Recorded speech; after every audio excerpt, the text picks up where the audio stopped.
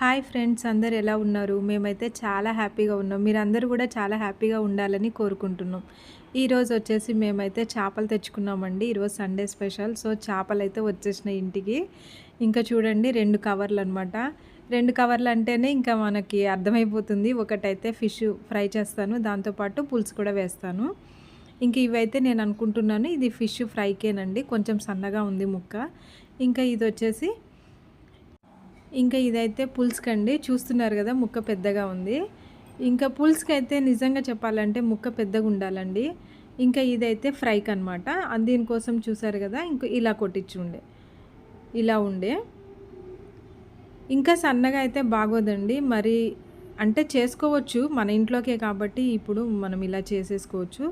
తలకాయ అండి, ఇది ఒక చేప. ఇంకా ఇది వచ్చేసి పులుసుకి అయితే చూసారు కదా ముక్క ఎట్లా ఉందో, ఏ మందాన్ని కొట్టించారో. చాలా మందం బాగా లావుంది. ఇంక ఇలా ఉందనుకోండి పులుసు చక్కగా ముక్కకి బాగా పడుతుందండి. అంతేకాదు టేస్ట్ కూడా సూపర్ ఉంటుంది అనమాట. ఇలా చేసుకుంటే ఒక్క ముక్క వేసుకున్న చాలు, మనం రైస్లోకి తినేసేయచ్చు. ఇంకా ఇదైతే నా చేతిలో ఆగట్లేదు, జారిపోతుంది అనమాట. బాగా అంత నున్నగా ఉంది. ఇంకా తోక కూడా చూసారు కదా ముక్క. ఇంక ఇది ఒకటి అనమాట. ఒక చేప, అది ఒక చేప. 2 తలకాయ చూస్తే మాత్రం చాలా పెద్దగానే ఉందండి. నాకు తెలిసి ఇది ఒక 1.5 kg ఉండుంటుంది. ఇంక ఈ 2 కూడా ఇప్పుడైతే నేను ఇంకా క్లీన్ చేసుకుంటున్నాను. ఇంకా క్లీనింగ్ కంటే తెలుసు కదండి, ఎట్లయినా సరే ఒక 20 మినిట్స్ అయితే గ్యారంటీగా పట్టిద్ది. ఫస్ట్ అయితే ఇలా శుభ్రంగా కడిగేస్తాను వాటర్లో. ఆ తర్వాత మళ్ళీ దీన్ని క్లీన్ చేయాలండి. ఎందుకంటే చేప పొట్ట దగ్గర బ్లాక్ అలా ఉంటుంది కదా, ఇంకా అది కూడా అనమాట. ఫస్ట్ అయితే ఒకసారి కడిగేసేస్తాను. ఆ తర్వాత మళ్ళీ కొంచెం క్లీన్ చేసేసుకొని ఆ తర్వాత మళ్ళీ ఒకసారి కడుక్కున్నామంటే ఇంకా ఇవి సరిపోతుంది. అంతేగాని ఇంకా దీన్ని ఒక 2-3 సార్లు 4 సార్లు అలా కడిగే అవసరం అయితే ఏముండదు. ఓకే అండి, నీళ్ళల్లో ఊరికే మనం ఇలా అంటే సరిపోతుంది. దానికోసం ఏమి దీన్ని మనం కడగాల్సిన పని లేదు. ఊరికే అట్లా గిలకొట్టినట్టు గిలకొట్టి మనం ఫస్ట్ ఇట్లా పెట్టేసుకుంటే తర్వాత పొట్ట దగ్గర భాగం బ్లాక్ ఉన్నది మొత్తం క్లీన్ చేసుకున్నామంటే సరిపోతుంది. ఒకప్పుడైతే అండి మేమే చేపలు చేసుకునే వాళ్ళం.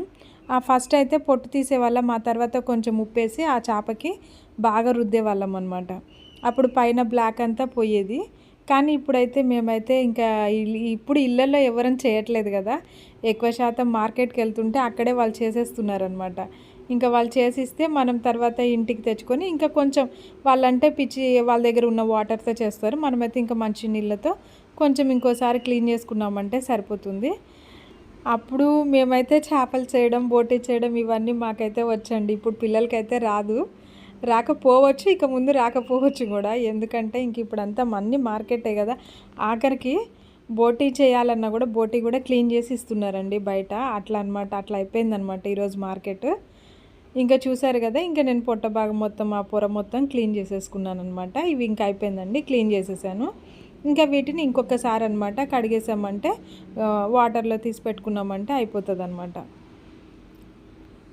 కానీ క్లీనింగ్కి మాత్రం కొద్దిగా టైము, దాంతోపాటు క్లీన్ చేయాలంటే మాత్రం కొంచెం భయమేస్తుంది. రోజు అంటే మనం పప్పు అవి వండుకుంటాం కాబట్టి ఇబ్బంది ఉండదు. ఇలాగ తెచ్చిన రోజు మాత్రం కొంచెం మనకి పని ఎక్కువ అనిపిస్తుంది అనమాట. ఫీలింగ్ వచ్చేస్తుంది ఈరోజు పని ఎక్కువ, ఇది చేయాలి, దీనికోసం ఒక 1/2 అవర్. కానీ ఎంతసేపు అండి, చేసుకుంటే చాలా ఈజీ. దాంతోపాటు మంచిగా టేస్టీగా వండుకున్నామంటే కడుపు నిండా కమ్మగా తినేసేయచ్చు అనమాట. ఇంక ఇక్కడైతే అయిపోతుందండి ఈ ప్రాసెస్. పిల్లలు అయితే ఎక్కువగా అయితే ఫ్రై అడుగుతున్నారండి. ఒకప్పుడైతే మొత్తం పులుసేసుకునే వాళ్ళం, కానీ ఇప్పుడైతే అట్లా కాదు, ఫ్రై అనేస్తున్నారు. సో మేమైతే అందుకోసమే ఇంకా 2 రకాలు అయితే తేవాల్సిందే, దీనికోసం. కానీ అన్నీ ఒకే ముక్క అయితే బాగోదు. అందుకోసమే ఇంకా ఇట్లా సపరేట్గా కొట్టించేసుకుంటే మన కర్రీ కూడా చాలా టేస్టీగా ఉంటుంది. ఇంక ఇప్పుడైతే అంత ప్రాసెస్ పూర్తయిపోయిందండి. ఇంకా నేను ఇందులో కొద్దిగా ఉప్పు, కారం, పసుపు ఇవన్నీ కూడా ముక్కలకి యాడ్ చేసుకొని ఇంకా ఇవన్నీ ఫస్ట్ అయితే కలిపేసుకొని ఆ తర్వాత పక్కన పెట్టేసుకుంటామండి. ఈలోపు మనం మసాలాలు ఇవన్నీ రెడీ చేసుకునేటప్పటికి ఇవి చక్కగా ఉప్పు, కారం అన్నీ పడతాయి అన్నమాట ముక్కకి. అప్పుడు కూర వండుకున్నా కూడా బాగుంటుంది అనమాట, టేస్ట్ చాలా బాగుంటుంది. చెప్తుంటారు కదా, పొద్దున వండితే ఇది సాయంత్రం తింటే చేపల కూర చాలా టేస్ట్ ఉంటుంది అంటారు కదా. నిజమేనండి. కానీ అప్పటిదాకా ఏం కాదులేండి, వండుకుంటే ఇంకా తినేసేయడమేనమాట. ఇంకా చూసారుగా ఈ ముక్కలు. ఇంక ఇప్పుడైతే ఫ్రైకి కలిపేస్తున్నాను. 2 సేమ్ ఒకటే ప్రాసెస్ కలుపుతున్నాను. ఇంకా కాకపోతే దీనికి ఏంటంటే ఫ్రైకి కార్న్‌ఫ్లవర్ ఖచ్చితంగా వేసుకుంటాము. దీనిలో కూడా ఉప్పు, కారం, పసుపు అన్నీ వేసేసుకొని దాంతోపాటు ఇంకా కార్న్‌ఫ్లవర్ కూడా వేస్తానన్నమాట. ఖచ్చితంగా నేనైతే దీనికి కార్న్‌ఫ్లవర్ వేస్తానండి ఫ్రై అంటే. చికెన్ పకోడీకే కాదు, దీనికి కూడా ఫిష్ ఫ్రైకి కూడా ఖచ్చితంగా కార్న్‌ఫ్లవర్ వేసుకోండి. అప్పుడు మీకు ఏంటంటే ఫ్రై చేసేటప్పుడు ముక్క అనేది కళాయికి అంటుకోదనమాట, అంటుకోకుండా ఉంటుంది. లేకపోతే మీరు ఉట్టిగా చేశారనుకోండి అంటుకుంటుంది, ముక్క చక్కగా వేగదు, దాంతోపాటు ఆయిల్ ఎక్కువ తీసుకుంటుంది. మీరు కార్న్‌ఫ్లవర్ వేసి చేస్తే ఆయిల్ తక్కువ తీసుకుంటుంది, ముక్క కూడా మీకు చిదిగిపోకుండా చక్కగా ఏ ముక్కకు ఆ ముక్క వస్తుంది అనమాట. మీరు ఒకసారి ఇలాగే ట్రై చేయండి, కార్న్‌ఫ్లవర్తో చాలా బాగుంటుంది. ఇంక ఇప్పుడైతే నేను ఇంకా అల్లం పేస్ట్ వేసాను కదా, ఇంకా అన్ని ముక్కలకు కూడా పట్టేలా కొంచెం అయితే కలిపేసుకుంటున్నాను. ఇంక ఇప్పుడు ఇందులో కార్న్‌ఫ్లవర్ అయితే వేస్తాను. ఫస్ట్ అల్లం పేస్టు, ఉప్పు, కారం ముక్కలకి అన్నీ పట్టాలి, ఆ తర్వాతే మనం కార్న్‌ఫ్లవర్ వేసుకోవాలి. కార్న్‌ఫ్లవర్ కలిపేటప్పుడు కొంచెం గట్టిగా ఉందని వాటర్ అలాంటివి మాత్రం యాడ్ చేసుకోకండి. మరీ గట్టిగా ఉందనుకుంటే మీరు ఒక ఎగ్ యాడ్ చేసుకోండి ఇందులోకి, అది కూడా అవసరం పడదు. ఫస్ట్ అయితే అలాగే అనిపిస్తుంది అనమాట, గట్టిగా ఉన్నాయి అనిపిస్తుంది మీకు. అట్లా ఏమి ఉండదు, మీరు కొంచెం ఒక పావు గంట ఇలా పక్కన పెట్టేస్తారు కాబట్టి అప్పుడు కల్లా ఇది మెత్తగా అయిపోతుంది అనమాట. అందుకోసమే మీరు కలుపుకున్నప్పుడు గట్టిగా ఉందబ్బా అనేసి వాటర్ అలా మాత్రం యాడ్ చేసుకోకండి, ఎందుకంటే ఇంకా ఆయిల్ ఎక్కువ తీసుకుంటుంది, మీరు కూడా ఫ్రై చేయలేరు అనమాట. ఇంక ఇప్పుడైతే నేను ఇక్కడ పులుసు మాత్రం వేస్తున్నాను. పులుసు కోసం ఇంకా గిన్నె చూసారు కదా, వెడల్పాటు గిన్నె పెట్టుకుంటే మీకు కర్రీ అనేది అసలు ముక్క ఎక్కడా చిరిగిపోదు. ఎందుకంటే దీనిలో గరిటె పెట్టాం కదండి, కొంచెం ఇట్లా రౌండ్గా తిప్పుకోవడం తప్ప గరిటె అయితే యూస్ చేయం. ఇప్పుడు పెద్దలపాయ పేస్టు వీటి కోసం మాత్రం వేగడానికి అప్పటి వరకు అయితే పెడతాం. ఇంకా ముక్కలు వేసామంటే మాత్రం మనం ఇంకా గరిటె పెట్టడం కుదరదు అనమాట. ఇంక ఇప్పుడైతే చెక్క, లవంగా ఖచ్చితంగా వేసుకోవాల్సిందే పులుసులో, అప్పుడే మీకు మంచి టేస్ట్ ఉంటుంది. దాంతోపాటు ఈ పెద్దలపై కూడా కొద్దిగా వేగాలి, అంతేకాని దీనికి మాత్రం బ్రౌన్ కలర్ అట్లాంటివి ఏం లేదు. ఇంకా నేను ముక్కలకి కలుపుకున్నాను ఉప్పు, పసుపు, కారం, దాంతో ఇందులో పెద్దలపై ఆనియన్ పేస్ట్లో కూడా వేసుకుంటున్నాను. ఈరోజు అయితే ఆనియన్ పేస్టే వేసారులేండి, కొంచెం అట్లా పట్టేసి మరీ మెత్తగా పట్టకుండా మిక్సీ ఇట్లా కచ్చాపచ్చా పట్టుకొని వేసుకున్నాను. లేకపోతే ఇంకొద్దిగా ఒక హాఫ్ చెక్క అనమాట పెద్దలపై ముక్కలుగా వేసుకుంటే, ఇది పులుసు కర్రీ కాబట్టి పెద్దలపై ముక్క చాలా టేస్టీగా ఉంటుంది అనమాట. కానీ ఈరోజు మాత్రం మొత్తం పేస్టే వేసేసాను. ఇంక ఇప్పుడైతే ఇది ఒక 2 నిమిషాల పాటు వేగాలండి. వేగిన తర్వాత ఇంక ఇందులో మనకు కావాల్సిన అల్లం పేస్ట్ వేసుకుందాం. ఇంకా నేనైతే ఫస్ట్ కలిపేటప్పుడైతే దీనికి ముక్కలకైతే, పులుసు ముక్కలకైతే నేను అల్లం పేస్ట్ కలపలేదన్నమాట, ఉప్పు, కారం అది మాత్రమే కలిపాను. ఇంకా ఇందులోకైతే పులుసులోకి కాబట్టి ఇక్కడే అనమాట ఈ పెద్దలపై పేస్ట్లోనే వేసేసి కొద్దిగా ఇలా ఒక 2 నిమిషాలు అనుకున్నామంటే చక్కగా ఇది మగ్గిద్ది, దాంతోపాటు వేగిద్ది అనమాట. అప్పుడు అల్లం పేస్ట్ వాసన కూడా రాకుండా ఉంటుంది. ఇంకా దీన్ని ఇలా చేసేసి కూడా ఇంకొక 2 మినిట్స్ అయితే ఇలా మూత పెట్టి మగ్గించుకున్నాం అనుకోండి, చక్కగా ఉడికిపోతుంది. మీకు అప్పుడు అల్లం పేస్ట్ వాసన అనేది రాకుండా ఉంటుంది. ఇంక ఇప్పుడైతే ఇందులో నేను ముక్కలన్నీ వేసేసుకుంటున్నాను. ఫస్ట్ అయితే తలకాయ సెంటర్లో పెట్టేస్తామండి, ఇంకా తర్వాత ఇంకా ఉన్న ముక్కలన్నీ కూడా దాని చుట్టూతో పెట్టేసేసుకొని